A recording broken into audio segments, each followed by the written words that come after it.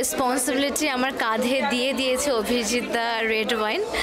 I am so thankful, কারণ এই আইকনটা একটা খুব বড় responsibility, because fashion keep on changing, but icon is something that you give a big message that is to become original, to become exclusive, to make your own statement. আর এইটা কিন্তু repetition করলে হবে না, কাউকে ফলো করলে হবে না, you have to be the leader.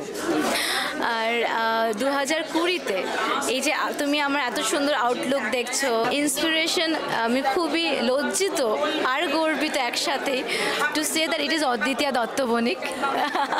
কারণ 2020-তে যখন আমি আমার 18.9 inches লং হেয়ার শেভ করি to stand by the solidarity for the cancer warriors and to promote that beauty is beyond physical appearance and to spread the awareness of the diversification of womanhood, inclusive diversification of womanhood. তুমি যেমন তেমনই তোমাকে recognise করা উচিত। আর এই shave কিন্তু আমার husband করেছে। একটা নারীর সব থেকে শক্তি হলো তার চুল, তার সৌন্দর্য। আগেকার দিনে বিয়ে হতো আমাদের চুল দেখে, তার কত গজ, হ্যাঁ তার কত গজ, তার কত ভলিউম, তার কত লম্বা, that was a nutrition check.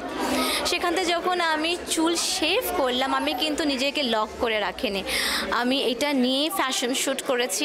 কারণ জানো তো, কিমোথেরাপির পরে যখন চুলগুলো প্যাচ প্যাচ করে পড়ে, উই লুজ কনফিডেন্স। যখন আমার মতন একটা মেয়ে করতে পারে, যার সব কিছু আছে, সবল, তাহলে কেন আমি তাদের পাশে দাঁড়াবো না? অ্যান্ড সো আমার পুরো 365 ডেজ অ্যাকচুয়ালি এটা একটা ফ্লাওয়ার থাকে, ফ্লাওয়ার নট লাইক পুষ্পা, কিন্তু আমি এটা বলি যে we need to keep on watering the plant, তাহলেই আমাদের ফ্লাওয়ার ব্লুম হবে। আর যেই গাছের অনেক ফল, সেই মাথা নত করে থাকে।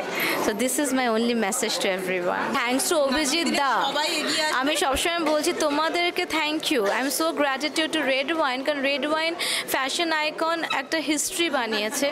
তাকে দেয়নি who has a height, figure or অনেক বছরের এক্সপিরিয়েন্স, কিন্তু তাকে বানালো যে একটা স্টেটমেন্ট তৈরি করেছে, একটা কি বলে ট্রান্সফরমেশন এনেছে সোসাইটিতে। So thanks for this initiative.